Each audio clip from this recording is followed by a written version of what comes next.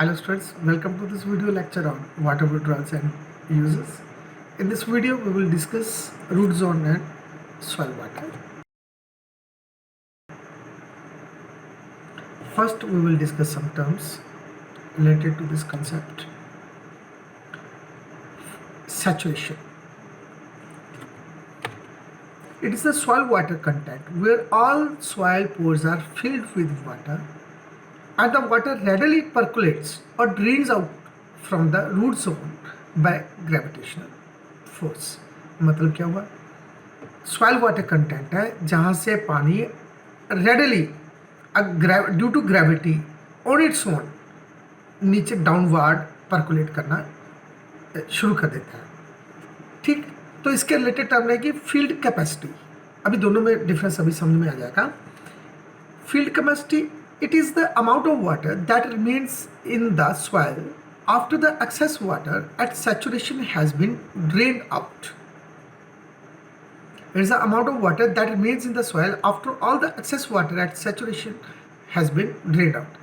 जो saturation point था वहाँ पे जो excess water था उसमें excess water रहती है. प्लांट के रूट जोन में saturation वो सिचुएशन थी जहाँ पे पानी मैक्सिमम जितना समा सकता था समा गया.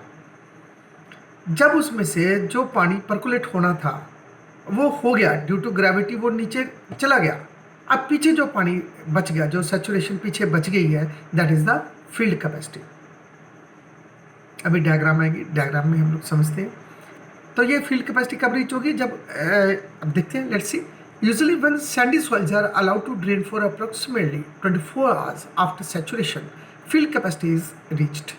इन heavier texture soils that have more silt and clay, it takes 2 to 3 days after saturation to reach field capacity. Sandy soils में approximately 24 hours लगते हैं. हैवी टेक्सचर सॉइल्स में जिसमें कि सिल्ट एंड क्ले ज़्यादा होती है उसमें 2 से 3 दिन लगते हैं फील्ड कैपेसिटी पे आने तक. फील्ड कैपेसिटी में आने तक का मतलब क्या हुआ कि रूट जोन की जो सैचुरेशन लेवल था, जहाँ पे सरप्लस वाटर था एक तरह से, वो सारा इतने टाइम में सैंडी के लिए 24 घंटे में और सिल्टी क्ले सॉइल के लिए 2 से 3 दिन में वो पानी परकोलेट हो गया. अब जो पीछे पानी बचा रूट जोन में, that is its field capacity, that is its capacity to retain the water. ठीक, जब उसको मैक्सिमम वाटर दिया जा सकता है, उस वाटर को रिटेन करने की रूट जोन की, क्रॉप की जो है वो कैपेसिटी है, that is the field capacity of the root zone of the crop.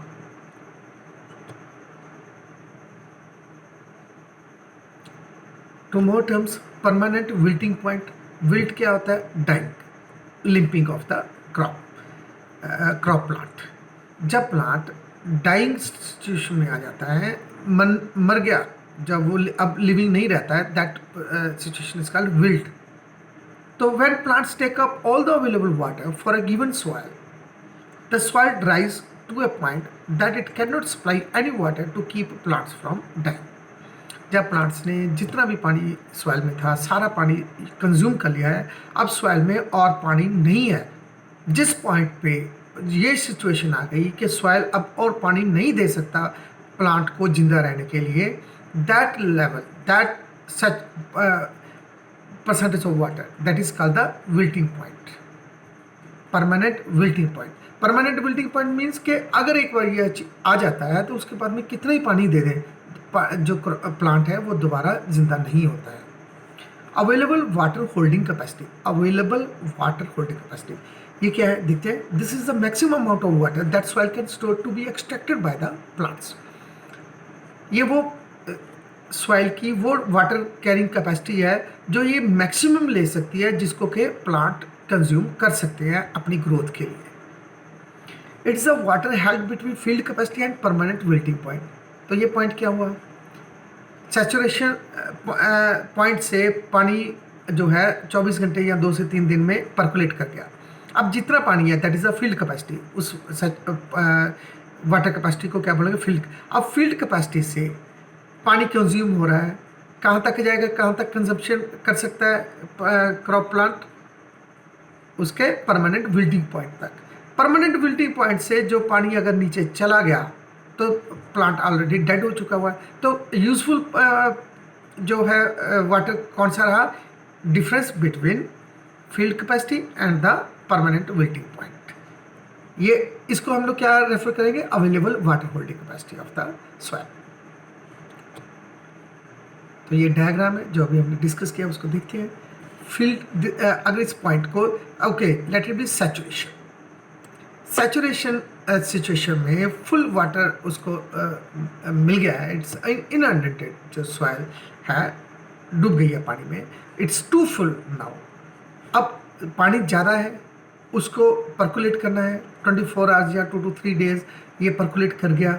अब जो पानी फील्ड कैपेसिटी है, ये जब तक कंज्यूम नहीं होगा तो उसमें सॉइल में इतना जो है इतना परसेंटेज ऑफ वाटर रहेगा, फील्ड कैपेसिटी रहेगी।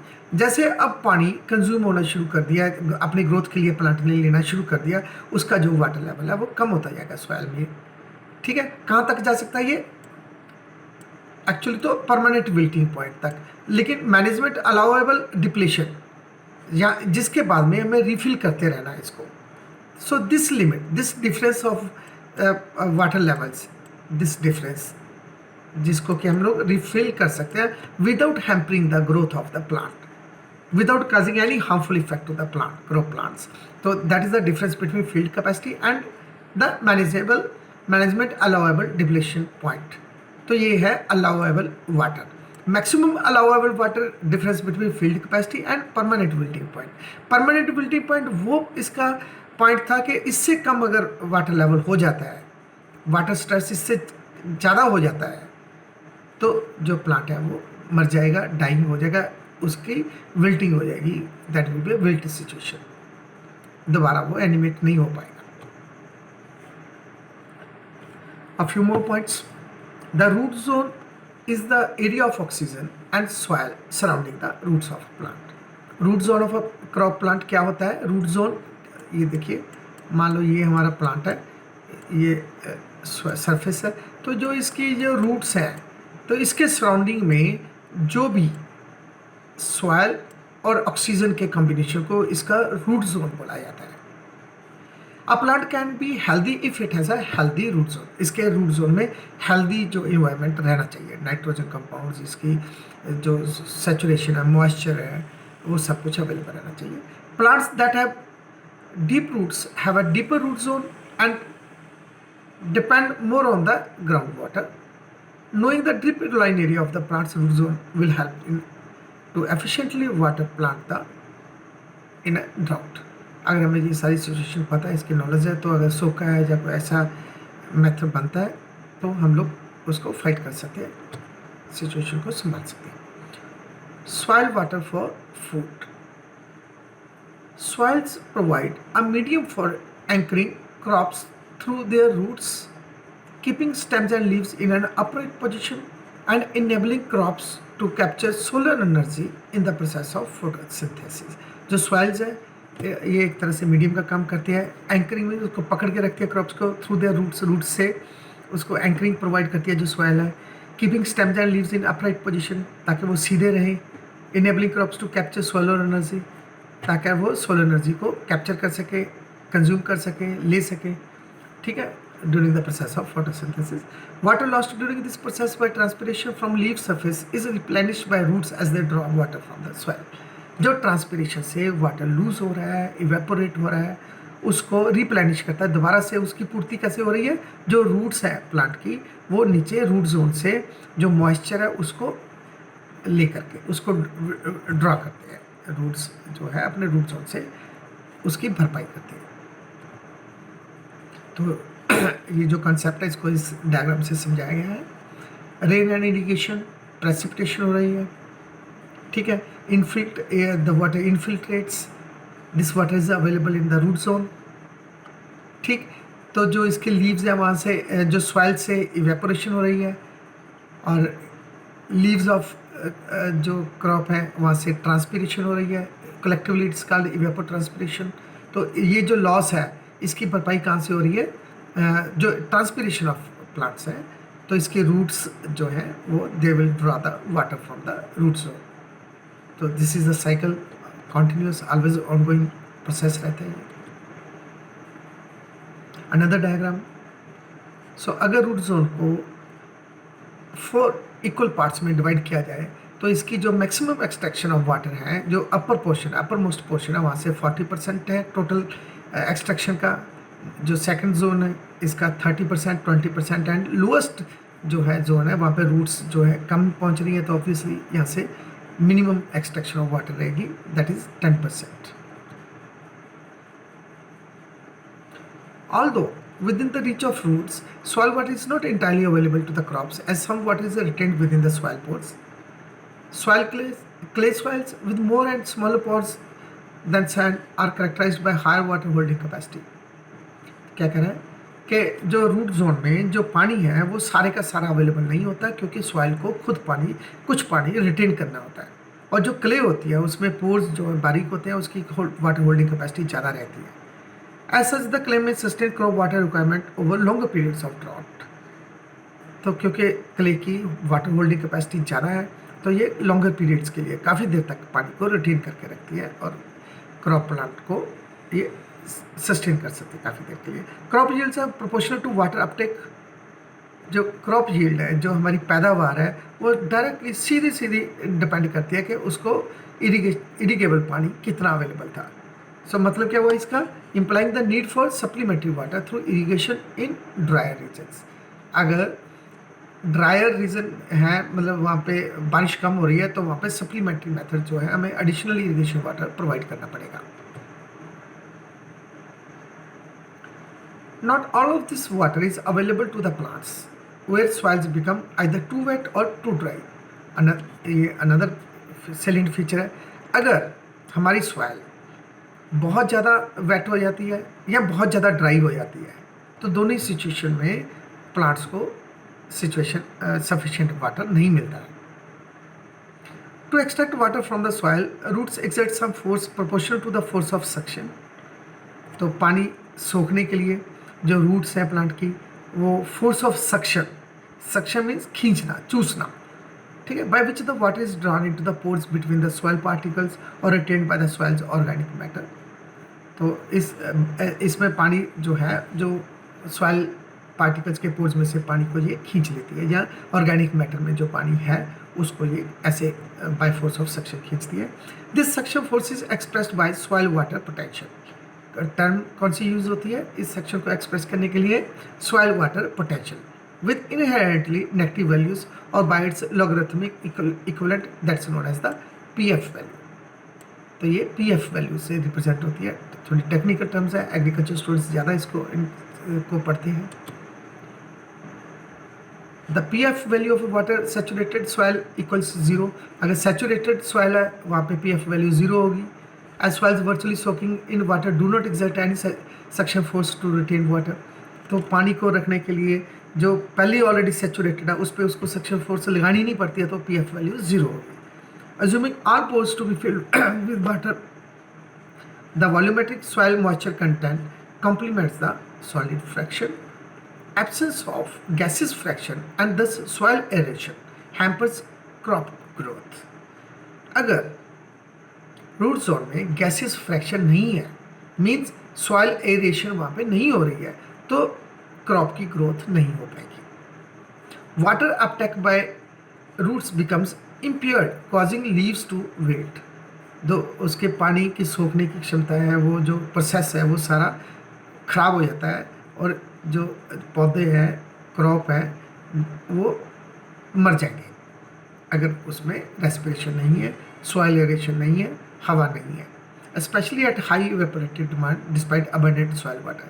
चाहे कितना ही पानी वहाँ पे अवेलेबल है, लेकिन हवा नहीं है रूट जोन में, एयर फ्रैक्शन नहीं है, so it will be very dangerous for the life of the crop plants. That's all for now. Thank you very much.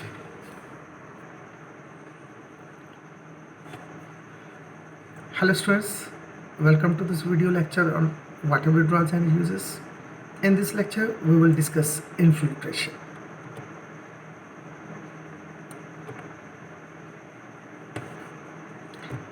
Infiltration is the process by which water on the ground surface enters the soil. Infiltration जो soil में पानी के सिमने को infiltration बोलेंगे. It's commonly used in both hydrology and soil sciences. तो दोनों जो है फील्ड ऑफ स्टडी चाहे हाइड्रोलॉजी है या सॉइल साइंस है, उसमें ये टर्म यूज होती है। The infiltration capacity of is defined as the maximum rate of infiltration. Infiltration capacity जो है, रेट ऑफ इन्फिल्ट्रेशन को इन्फिल्ट्रेशन कैपेसिटी बोलते हैं, ये बाद में भी करेंगे हम term. It is most of measured in metres per day. Infiltration किससे, इसकी यूनिट ऑफ मेजरमेंट क्या है, metres per day, but can also be measured in other units of distance over time if necessary, या feet per day या कुछ भी unit हो सकती है otherwise. The infiltration capacity decreases as the soil moisture content of soil surface layers increases। जो infiltration capacity है वो कम हो जाती है जब soil moisture content of soil surface layers increases। तो अगर soil layers में soil moisture content ज़्यादा है तो उसमें infiltration ऊपर से कम होगी। If the precipitation rate exceeds the infiltration rate, अगर बारिश होने का दर इन्फिल्ट्रेशन होने की दर से ज़्यादा है, बारिश ज़्यादा हो रही है, पानी कम सिम रहा है, तो क्या हुआ, run off will usually occur unless there is some physical barrier. अगर कुछ डैम वगैरह नहीं बनाया, पानी को रोकने का प्रबंध नहीं किया गया है, तो जो सरप्लस पानी है, बारिश ज़्यादा हो रही है, पानी ज़मीन में कम सिम रहा है, तो वो पानी धरती की सतह के, पृथ्वी की सतह के ऊपर चलेगा। अगर हमने उसको रोकने के लिए कोई डैम वगैरह नहीं बनाया, रिजर्वर उसको स्टोर नहीं करेंगे, तो उसको स्टोरेज को रिजर्वर कहते हैं। तो ये हमें प्रोजेक्ट्स इसलिए करने पड़ते हैं। इनफिल्ट्रोमीटर्स, परमियोमीटर्स, रेनफॉल सिमुलेटर्स, ये क्या है, ये डिवाइसेस हैं to measure infiltration rate. Infiltration rate को मेजर करने के लिए इनफिल्ट्रोमीटर्स हैं, परमियोमीटर्स हैं या rainfall simulators. Infiltration is caused by multiple factors including, इसकी वजह क्या बनती है इनफिल्ट्रेशन की, ग्रेविटी, जो धरती का गुरुत्वाकर्षण है वो पानी को नीचे खींचेगा। कैपिलरी फोर्सेस है, जो बहुत बारीक जो पोर्स होते हैं उसमें because of its small size जो है फिजिकल प्रोसेसेस जो होते हैं, सरफेस, उसमें सरफेस टेंशन का कंसेप्ट रहता है, उसकी वजह से कैपिलरी फोर्सेस डेवलप हो जाती है ड्यू टू टेंशन। तो कैपिलरी फोर्सेस है, एड्जॉर्प्शंस है, ऑस्मोसिस, ये सारे जो इफेक्ट्स हैं उसकी वजह से इन्फिल्ट्रेशन होती है।